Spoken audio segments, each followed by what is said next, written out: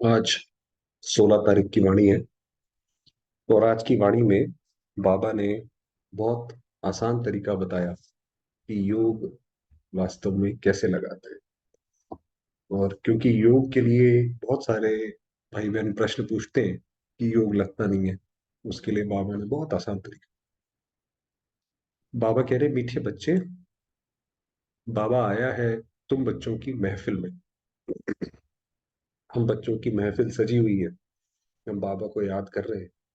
और जैसे उसमें कोई पधारता है तो ऐसे बाबा, अभी तुम ज्ञान अमृत की महफिल मना रहे हो। जैसे लोग महफिल में खाते पीते हैं, तो हमारी ये ज्ञान अमृत की है, अमृत बट रहा है इसमें।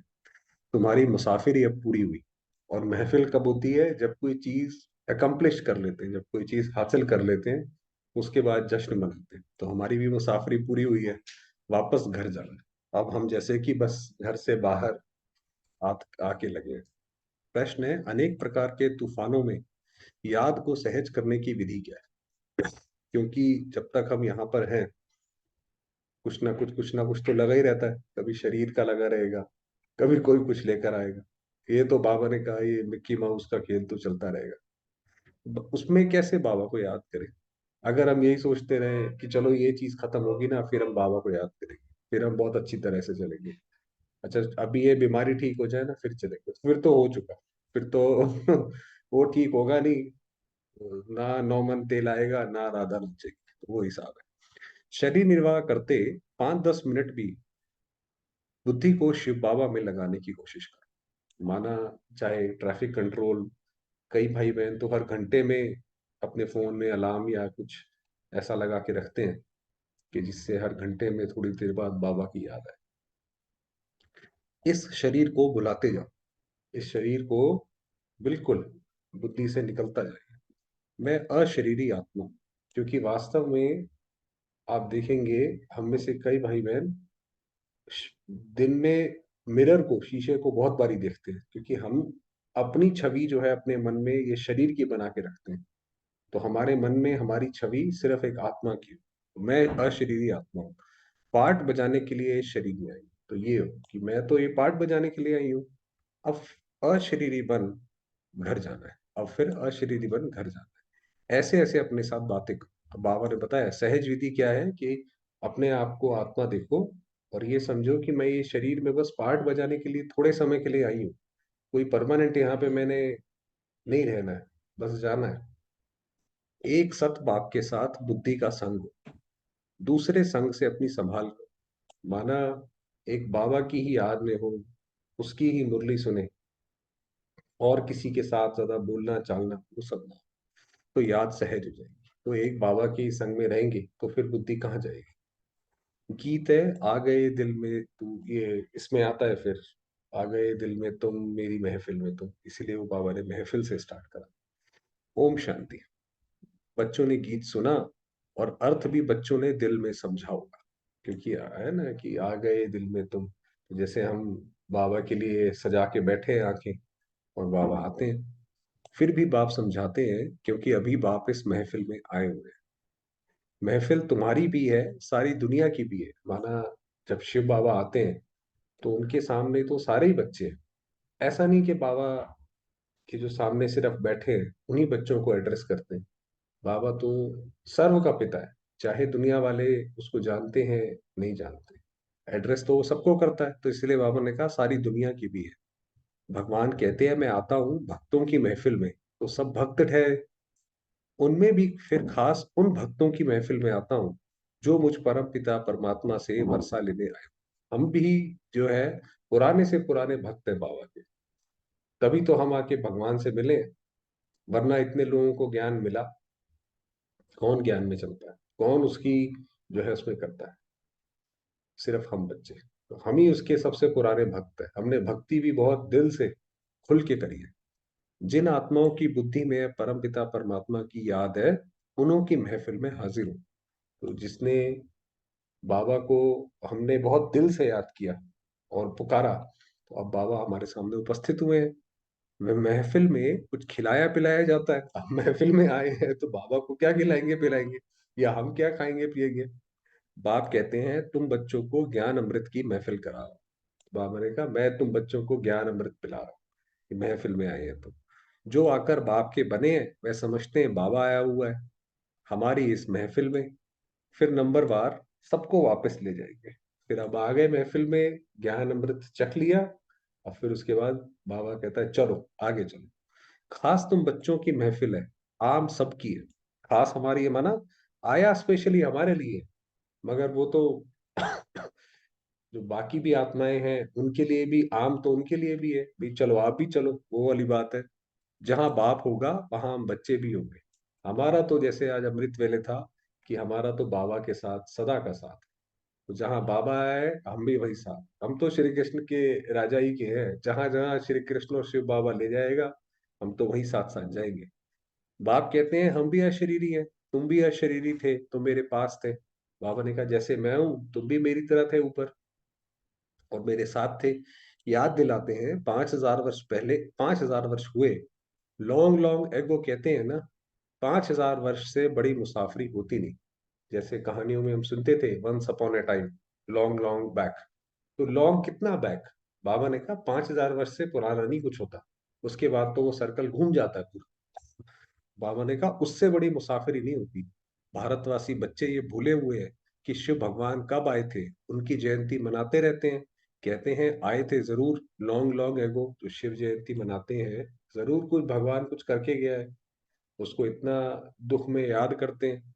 परंतु कब आए थे ये कोई को पता नहीं। कि भगवान ठीक है, भगवान को याद करा आपने, बुलाया, मगर वो कभी आए थे, कुछ किया था? कोई कहेंगे लाखों वर्ष हुए, कोई क्या कहेंगे। एक्यूरेट तो कोई को पता नहीं, एक्यूरेटली कोई नहीं बता सकता। ये तो बाप ही बता सकते हैं, क्योंकि बाबा तो पूरी, जैसे इस कल्प को अपने सामने देखता है। तो कोई व्यक्ति ने पूरी मूवी देखी हो तो वो बता सकता है भाई ये मूवी इतने पहले स्टार्ट हुई, ऐसे थी है, आगे जाके ये होगा। अब जो उस मूवी में ही है उसे तो पता नहीं है, तो वही हमारा हाल है। कहते हैं बच्चे 5,000 वर्ष पहले भी हम तुम बच्चों के पास इस महफिल में आया था। बाबा बताते हैं दुनिया में शिव जयंती तो मनाते हैं, उसी दिन उनसे जाकर पूछो कि बताओ इनको कितने वर्ष हुए। भाई आप जो ये मनाते हो साल दर साल, ये शुरुआत कब से हुई? गांधी की जयंती मनाएंगे तो झट बता देंगे कि कितने वर्ष हुए। भाई गांधी जयंती कब हुए, वो बता देंगे भाई 60 70 80 जितने भी वर्ष हुए। शिव का कोई बता नहीं सकते। आपने शिव जयंती बनाई तो कितनी पुरानी है, परंतु तुम बच्चे जानते हो शिव को तो बहुत समय हुआ जबकि आया था। बाबा ने कहा अब हमें एक्यूरेटली पता है कब हुआ, वह तो कुछ भी नहीं जानते। कहते हैं जन्म मरण रहित है, नाम रूप से न्यारा है। बस भगवान के लिए जो चाहा वो बोल दिया। किसी ने बोल दिया सर्वव्यापी है, हाजी सत्य। किसी ने बोला निराकार है, प्रकाश है, सत्य। अरे नाम रूप से न्यारा है तो जयंती फिर किसकी मनाते हो? किसी ऐसी चीज कोई दुनिया में हो ही नहीं सकती जिसका नाम भी ना हो और जिसका रूप भी ना हो। अगर नाम नहीं है तो आप उसको एड्रेस कैसे करते हो? भगवान को भी बोलते हो तो भगवान भी तो नाम हुआ ना अपने आप में। और रूप के बिना तो हम किसी भी चीज को समझ ही नहीं सकते। क्योंकि वास्तव में आत्मा किसी भी चीज को जब सुनती है, समझती है, देखती है, महसूस करती है, तो उसकी अपनी एक पिक्चर मन में क्रिएट करती है, मतलब रूप क्रिएट करती है। तो रूप के बिना तो हम किसी चीज को समझ नहीं सकते। तो नाम रूप से न्यारा हो नहीं सकता। तो जरूर भारत में ही आया था, तब तो जयंती मनाते हो ना। फिर नाम रूप से न्यारा कैसे कहते हो? भाई जब वो आप जयंती मना रहे हो, जयंती माना कुछ करके गया, वो आया था, फिर कैसे बोलते हो कि भाई नाम रूप से न्यारा है? ये तो बात ही नहीं बनती है। गहरी बात बताई बाबा ने ये। याद करते हो, परंतु वह कब आया था? जरूर भक्ति का समय जब पूरा होगा तब भगवान को घर बैठे आना। भक्त भगवान को याद करते हैं, भक्ति करते हैं। अब जब वो भक्ति कर ली पूरी, उसके बाद भगवान तो आएगा ना। क्योंकि जैसे पहले बात करी, ये ड्रामा तो बना ही हमारी इच्छाओं के लिए है। हम भक्त हैं, हम भगवान को याद करते हैं, करते करते करते करते एक समय तो आता है जब वो भक्ति पूरी होती है तो भगवान आता है। भगवान किस रूप में आते हैं ये कोई भी नहीं जानते। बड़ा चतुराई से कोई से पूछना है और फिर समझाना है। तो ऐसे किसी से पूछो कि उनको ऐसा भी ना लगे उनके अहंकार से जाके टकरा जाओ, कि उनको लगे कि ये तो हमसे क्या पूछते हैं। ऐसे नहीं। भगवान तो है निराकार। तुम उनकी पूजा करते हो, कहते हो हे परमात्मा, हे भगवान। उनको कोई देवता नहीं कहेंगे। देवताएं ये ब्रह्मा विष्णु शंकर तो इन चित्रों पर भी समझाना पड़े। देवताएं हैं ये ब्रह्मा विष्णु शंकर, तो सब अलग अलग है। देवता अलग, परमात्मा अलग। तुम शिव के मंदिर में जाएंगे तो उनसे पूछेंगे ये कब आए थे, कैसे आए। अब इतने सारे मंदिर आप देखिए, तमिलनाडु में भी कौन सा वृद्धेश्वर करके एक मंदिर है, बहुत विशाल, वो भी शिव का मंदिर है। इतने सारे शिव के मंदिर हैं, शिव ने कुछ तो किया होगा। बाबा ने कहा फिर वो अगर किया तो आए कैसे? निराकारी दुनिया से तो सब आते हैं भाई, परम धाम से तो सारी आत्माएं एक एक करके आती हैं, तो बाबा कैसे आया? परम पिता परमात्मा को पतित पावन कहते हैं, तो क्या किया? उसको बुलाते हैं पतित पावन। तो क्या किया उसने? पतित को पावन कैसे बनाया? जरूर साकार में आकर मुख से समझाया। बाबा कैसे तर्क से पूरा लॉजिकल तरीके से कनेक्ट करते जाते हैं। कोई शिक्षा दी होगी, ऐसे ही तो कोई कह ना सके।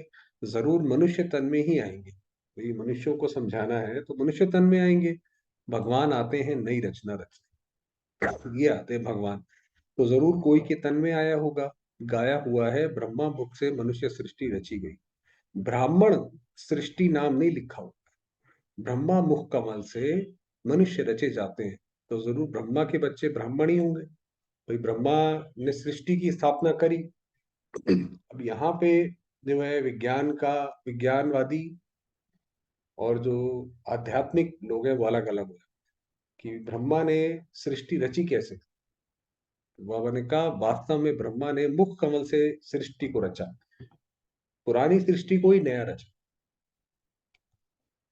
प्रजापिता ब्रह्मा ने तो जरूर ब्राह्मण ब्राह्मणियां रचे होंगे। सिर्फ सिर्फ मेल रचे तो वृद्धि कैसे हो? सिर्फ फीमेल्स रचे तो भी वृद्धि कैसे हो? इसलिए दोनों ही है, ब्रह्मा कुमार और कुमारी। तो ये इस सृष्टि में जितनी भी चीजें हैं वो सारी की सारी वास्तव में सृष्टि के सृजन के लिए जरूरी है। उनके किसी एक भी चीज के बिना काम नहीं चल सकता। हर चीज पूरा एक ही एक परिवार है, चाहे वो प्रकृति है चाहे कुछ भी है, क्योंकि एक ही शिव बाबा से निकला है। तो बाबा ने कहा दोनों चाहिए, नहीं तो ब्राह्मण संप्रदाय कैसे बने?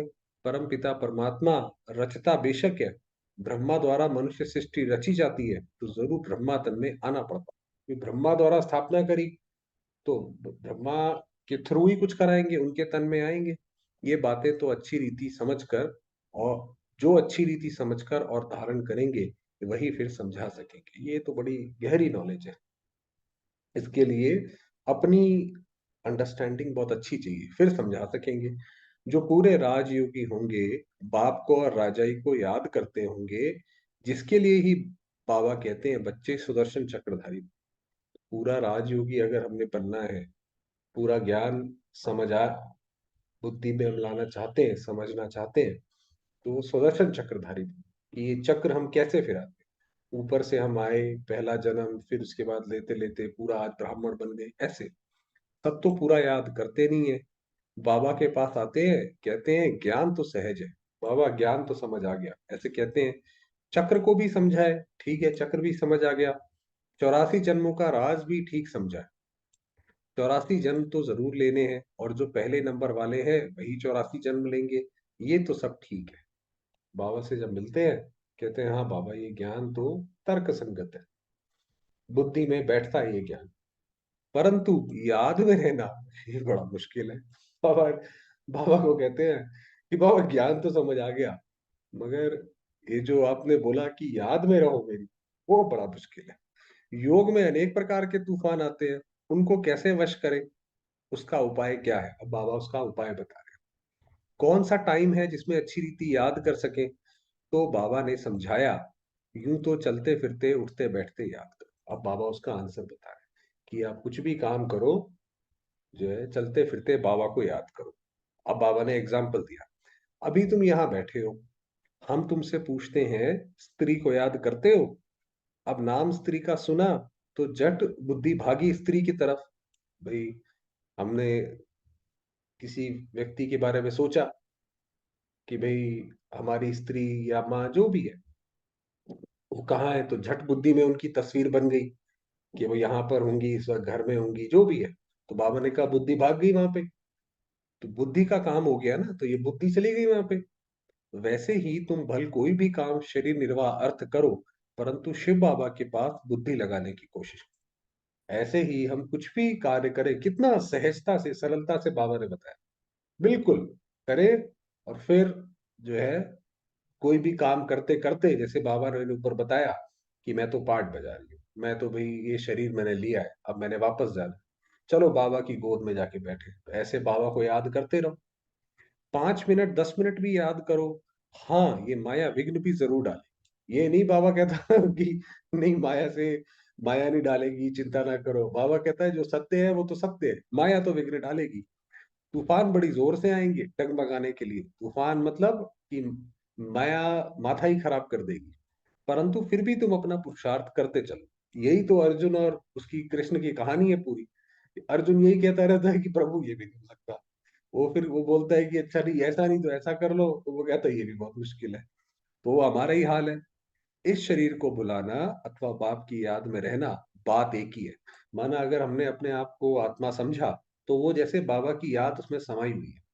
आत्मा समझा तो आत्मा का सिवाय परमात्मा के कोई है ही नहीं। तो इसलिए बाबा ने कहा शरीर को भुलाया, तो अर्थवा बाबा की याद में हुए रहे। अपने को आत्मा अशरीर समझना पड़े, मैं असल अशरीरी था। तो भाई मैं आत्मा जब ऊपर से आई, तब तो कोई भी शरीर नहीं था। पाठ बजाने के लिए ये शरीर लिया है, फिर अशरीरी बन कर जा। जैसे कोई नाटक में कोई प्ले करता है, भाई वो नाटक में राम बना है रावण बना है, आएगा, वो ड्रेस पहनेगा, अपना डायलॉग बोलेगा, फिर वो ड्रेस उतार के अपने दूसरे घर के कपड़े पहन के जो आया था वापस जाएगा। तो हम भी ऐसे ही, आत्मा वहां से आई अशरीरी, यहाँ पे पार्ट प्ले किया, संबंधों में आए, जन्म लिए, फिर उसके बाद चलो भाई वापस। बुद्धि में सिर्फ बाप और बाप का घर याद हो। बाप का घर वही है जहां अब जाना है। बाबा ने कहा बाबा का घर वही है, अब हम सीधा वहीं जाएंगे। अब हम, फिर ये बुद्धि में है कि बाप की प्रॉपर्टी है सतयुग।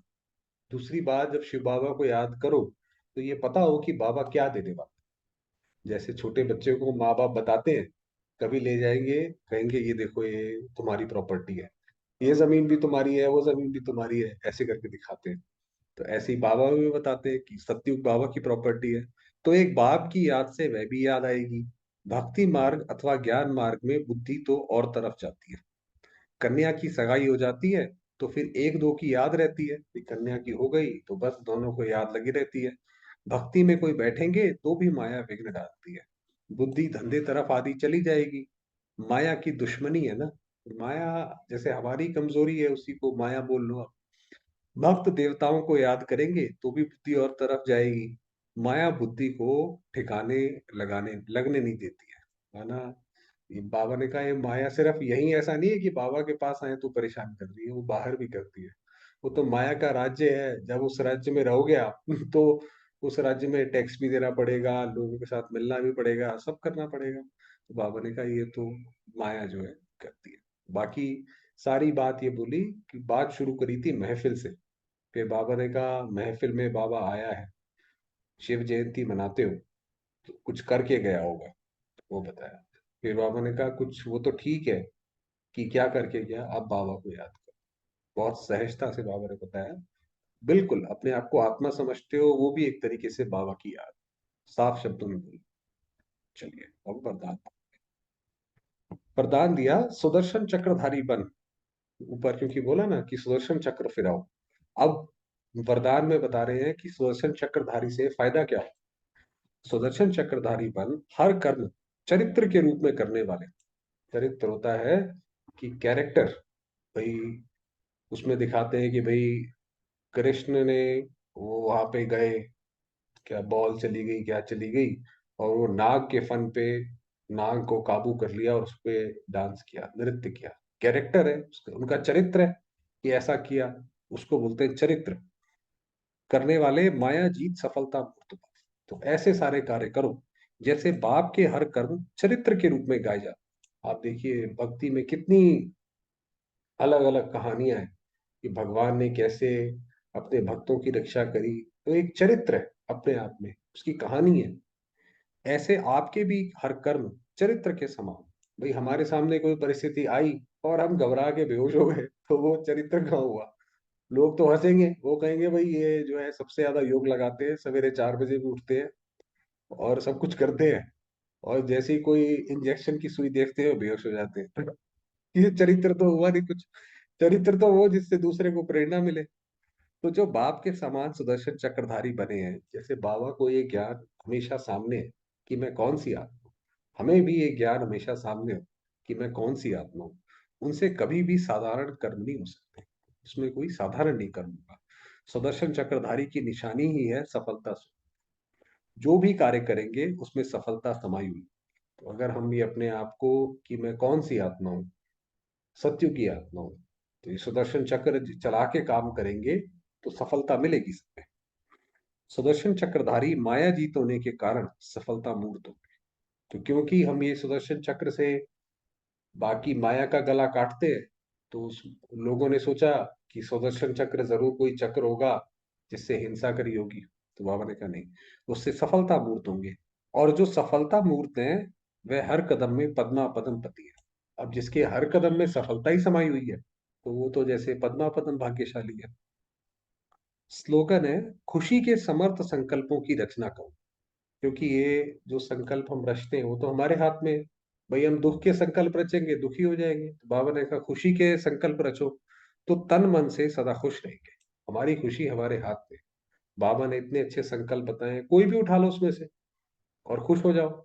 जरूरी थोड़ी कि जब हमें कोई दुनिया के हिसाब से चीजें मिलेंगी तभी हम खुश होंगे। ऐसे है। चलिए समय बहुत हुआ है, बाबा को याद करें।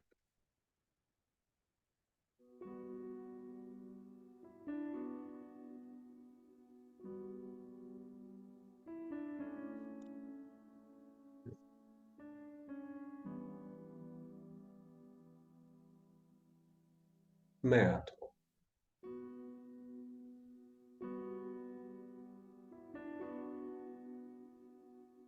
अविनाशी,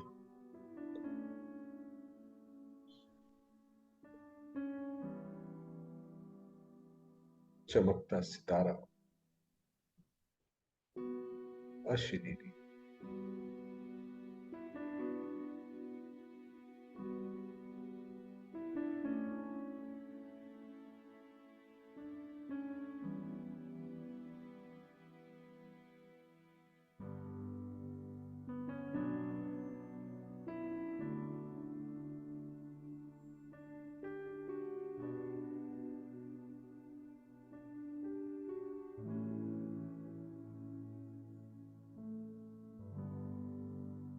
परम धाम में विराजमान।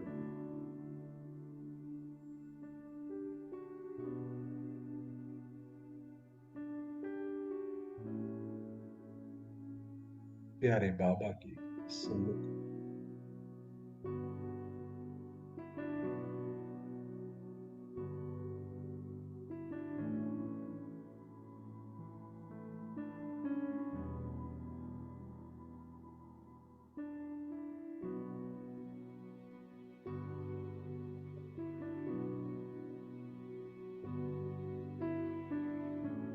निराकार शिव बाबा,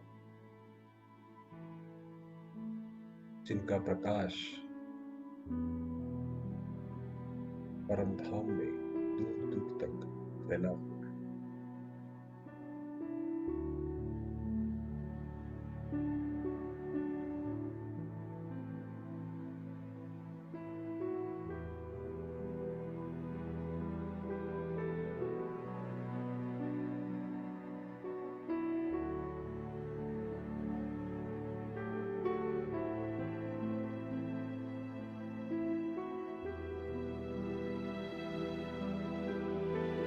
साक्षात शिव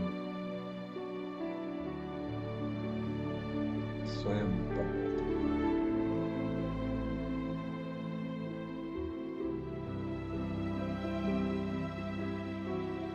मैं आत्मा, उनकी रचना,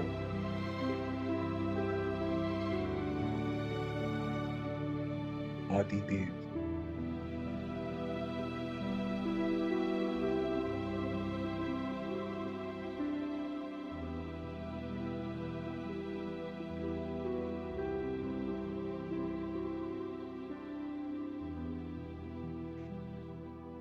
पार्वती हूँ।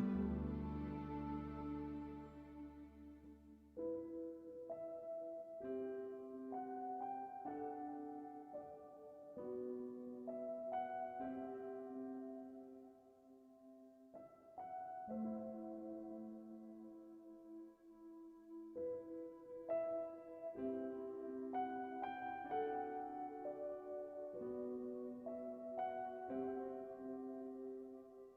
आत्मा ने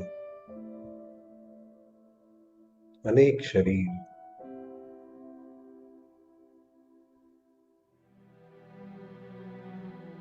लिए और छोड़े।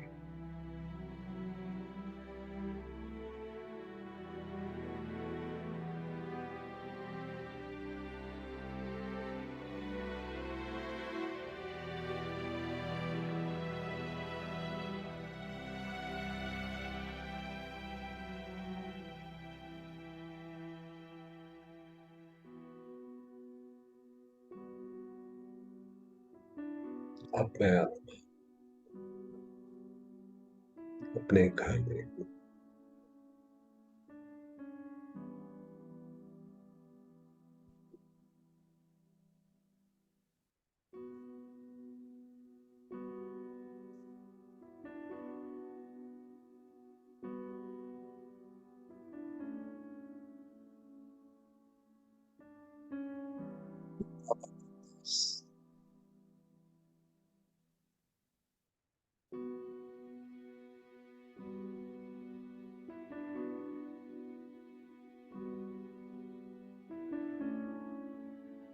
उनकी अनेकानेक किरणें मुझ आत्मा पर पड़ रही।